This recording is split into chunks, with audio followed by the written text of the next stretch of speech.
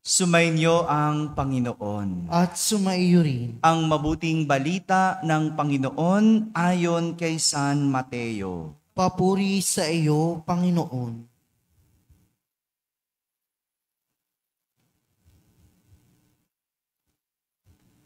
Noong panahong iyon, sinabi ni Jesus, "Pinasasalamatan kita, Ama, Panginoon ng langit at lupa, sapagkat inilihim mo ang mga bagay na ito sa mga marurunong at matatalino at inihayag sa mga kaloobang katulad ng sa bata. Oo, Ama, sapagkat gayon ang ikinalulugod mo. Ibinigay sa akin ng aking Ama ang lahat ng bagay. Walang nakakakilala sa anak kundi ang Ama, at walang nakakakilala sa Ama kundi ang anak, at yaong marapating pagpahayagan ng anak."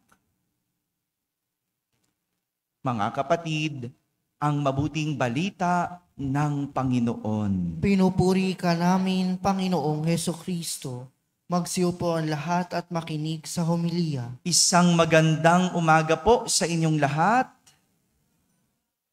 Magandang umaga rin sa mga nasa barangay, sa mga nasa tahanan, nagsisimba via online, at sa lahat ng nasa abroad. Isang mapagpalang araw po kasama kayo sa aming banal na pagdiriwang dito sa ating parokya. Kahapon, narinig natin si Jesus na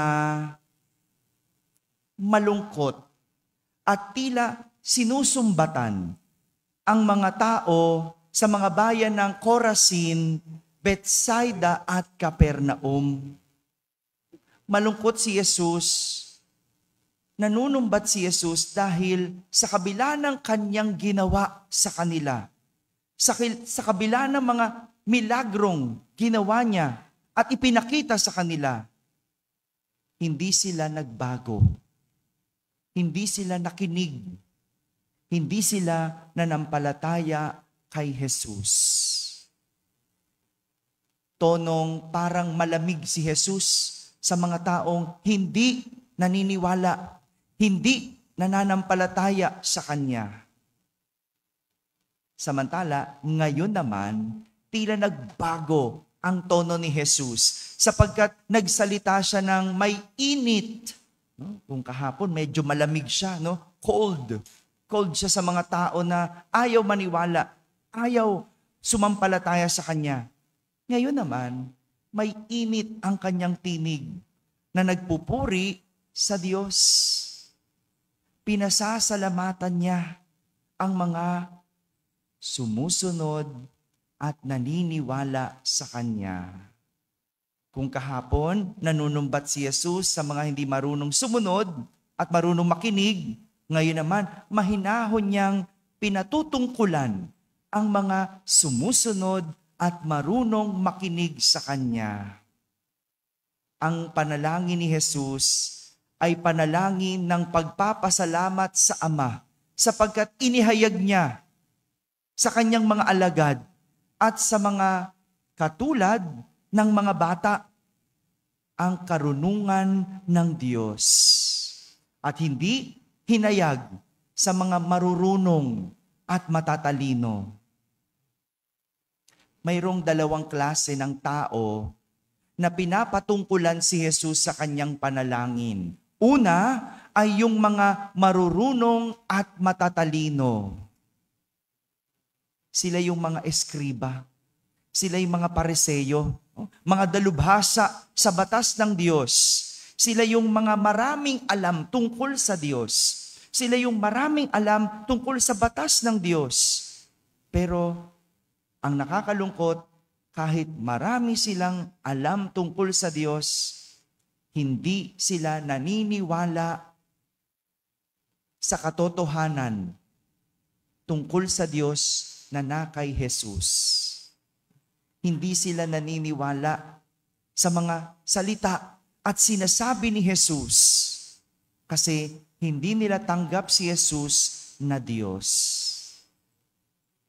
Kung sino pa ang nakapag-aral, Sila pang mahirap papaniwalain. 'Di ba? Sa bagay, ano nga ba ang matuturo mo sa isang taong alam na ang lahat? Hello? 'Di ba ganon? No? Kapag alam na ng tao ang lahat, may matuturo ka pa ba dyan? Wala na. Kaya hindi na marunong makinig ang mga yan eh. 'Di ba? Tingnan nyo sa bahay. Sino mga hindi natuturuan? Hello? Yung mga nagdudunong-dunungan. Tama ba? 'Di ba? Hindi mo na maturuan kasi feeling alam na ang lahat. Ano pa bang tatanggapin ng isang taong sagana na sa karunungan at kaalaman? Kaya nga, yung mga taong hirap maniwala, malamang alam na nila ang lahat. Yung mga taong ayaw manampalataya, baka kaya na nila ang lahat. Hindi ba? Yung mga ayaw magsimba, naku, magagaling na yung mga yan. Tignan mo, pag nagkasakit, biglang lalapit sa Diyos. Hihiling ng kagalingan. Ba't ba ganon? Ano? No? Nung malakas sila, hindi nagsisimba. Hindi kailangan ang Diyos. Pero nung mahina na sila, andyan, siksik ng siksik sa Diyos. Iba talaga, ano po? Pero iba rin kumilos ang Diyos. Magaling din. Kasi yung mga magagaling na yan, alam ng Diyos, sa huli, lalapit din sa Kanya. Lalapit din sa Kanya. Samantala, ang ikalawang klase ng mga taong pinatutungkulan ni Jesus ay yung mga tulad ng mga bata. Pag sinabi nating bata, sila yung mga taong nakadepende sa magulang. Nakadepende sa mga nakakatanda. Sila yung mga taong nangangailangan ng gabay. Sila yung mga taong nangangailangan ng aral. At sila yung may mga tiwala at kumpiyansa sa nakakatanda. Kaya nga, kapag ang bata, di ba? Kapag ang bata marunong na, kapag ang bata hindi na nakikinig sa magulang, ano sinasabi natin? No? Parang matanda na. Di ba? Parang matanda na. Kaya na niya. Yan, yung mga bata dyan, ha? Yung mga ayaw nang makinig sa magulang, no? Yung mga feeling alam na nila ang lahat. Mga matatanda na yan. Feeling matanda na yan. Pero ang pinapatungkulan ni Jesus, ang isang bata na nangangailangan ng pangaral, na nangangailangan ng aral, sila yung bukas matuto at may kapasidad na makinig sa Diyos. Ito ang mensahe ng ating ebanghelyo. Na tingnan sa ating mga sarili kung alin tayo sa dalawang klase ng taong pinapatungkulan ni Jesus. Tayo ba yung matatalino at marurunong o tayong yung mga tulad ng mga bata? Kaya maganda tignan ang ating mga sarili. Tingnan ang ating sarili tungkol sa pakikipag-ugnayan natin sa Diyos. Tayo ba'y marunong o tayo yung tulad ng sa bata? Kaya kung minsan, hirap tayong sumunod at intindihin ng Diyos dahil baka siguro alam na natin ang lahat. Marunong na tayo sa lahat. Yan ang ugali ng matitigas ang ulo. Nagmamarunong. O bakit hindi? Kasi kahit sa dasal natin, kahit sa kahilingan natin, tayo lagi ang nasusunod. Hindi ba? Ang dasal mo, makapasa sa board exam. Ang dasal mo, makatapos ng pag-aaral. Yun ang gusto mo. Pero, yun ba ang gusto ng Diyos? Kapag hindi nabigay, galit ka sa Diyos. Pero ang totoo, kasalanan mo rin eh. Hindi ka naman nag-aral. Gusto mo lang turuan ang Diyos. Utusan ang Diyos. Gusto mo kagalingan, pero ikaw din na may kasalanan. Ang gusto mo lang, pakinggan ka ng Diyos. Pero hindi mo iniintindi ano ba ang galaw ng Diyos. Binuking ko yung aking sarili noong isang linggo, no? Hindi nitong linggo, nung isang linggo nung nasa Portigo tayo, no? Sabi ko, nung binigyan kami ng pagkakataon ng kardinal na humiling, isulat ang gusto namin na parokya. Sabi ko, hindi ko sinulat ang Nuestra Señora de la Soledad. Hindi ko sinulat. Bukod sa hindi ko siya naisip, no? At kung naisip ko rin siya, baka hindi ko talaga din isusulat. No? Kahit kaibigan ko yung nandito, no? Kahit nandito si Father Douglas, no? Hindi ko na isulat. Sinaamin ko yon. May sinulat akong 3 simbahan. Magaganda, maaayos, at komportable, kung masasabi ko. Pero, hindi binigay. Hindi nagkataon. Hindi pinagkaloob. At doon ko nakita ang karunungan ng Diyos. Doon ko nakita at naintindihan, matalino ang Diyos. Siguro kung doon ako nilagay, iisi-isi na lang ako sa buhay. Siguro kung doon ako nalagay, no, ang dali na lang ng aking pagkapari. Ang dali na lang ng aking buhay. Kung doon ako nilagay, baka hindi na ko na magamit ang aking pagkapari. Kaya nung binigay ang soledad sa akin, una mahirap, pero doon ko unti-unting naintindihan ang dahilan ng Diyos, ang galaw ng Diyos, ang karunungan ng Diyos. Nandito ako, pagod, pero masaya. Andito ako, mahirap, pero may ligaya. No? At doon ako lalong nasusubok. At doon ko lalong nakikita ang galaw ng Diyos sa aking pagkapare.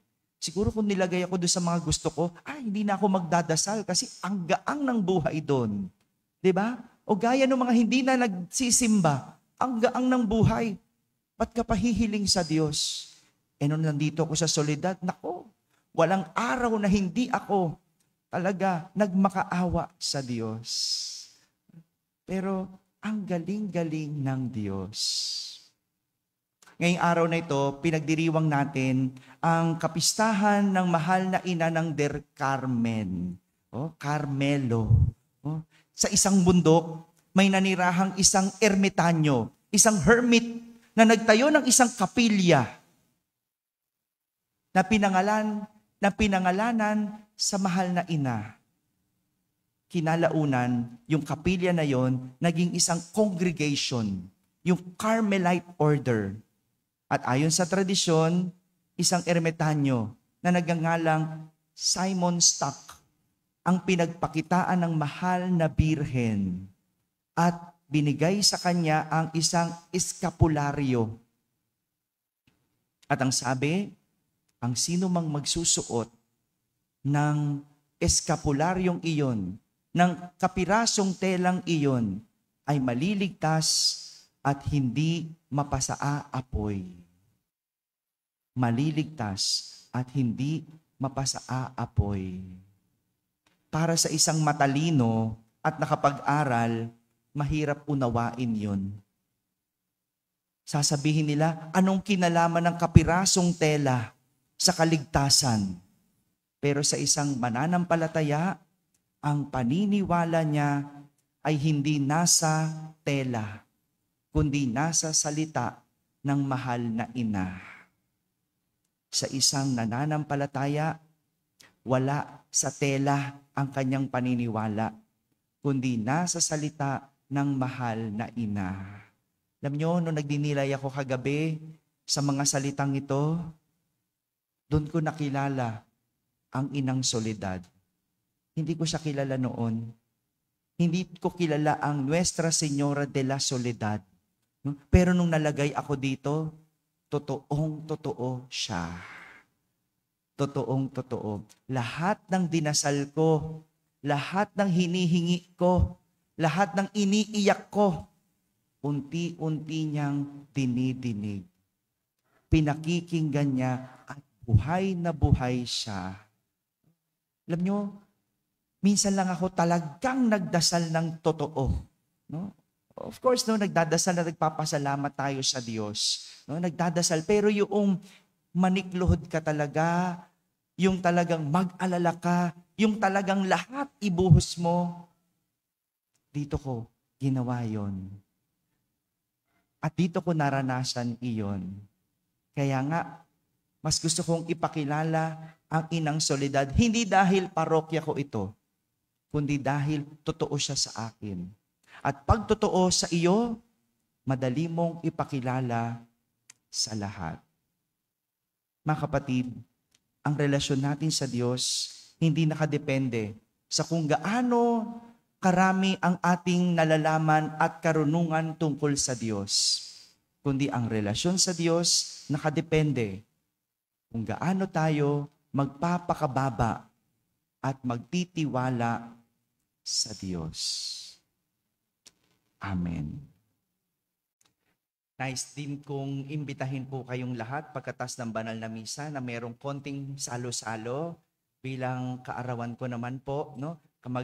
May breakfast po tayo dito, no? Huwag niyong damihan ng kain, ha? Konti lang, ha? O, pag birthday ko pala, ang daming tao. Kala ko 5 lang kami magsisimba eh. No? Ba't ganon? Joke lang, no? Kain po tayo. Hindi ko nilalakasan para hindi marinig ng barangay. Ano po? Salo-salo po tayo. Maraming salamat po. Mamayang gabi, meron tayong banal na pagdiriwang pa din.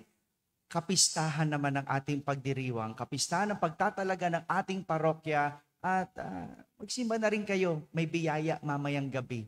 Makikita nyo po.